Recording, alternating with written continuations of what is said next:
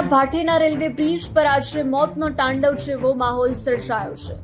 શું અકસ્માત હતો કે ડ્રાઈવરોની બેદરકારી? ભાટીના રેલવે બ્રિજ પર આજે એક બે નહીં પણ પૂરી 7 ગાડીઓ એકબીજા પાછળ અથડાઈ। દ્રશ્યોમાં તમે જોઈ શકો છો કે આ ગાડીઓનો કચ્છરઘાણ નીકળી ગયો છે।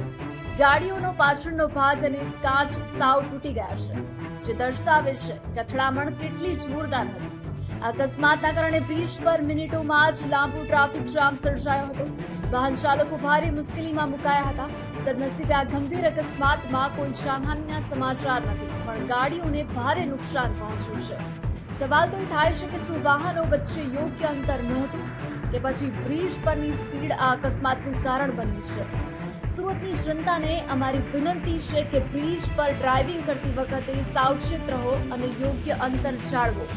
આવી જ અનેક સુરક્ષા અને સતર્કતાલક્ષી ખબરો માટે જોતા રહો ગુજરાત સુરક્ષિત।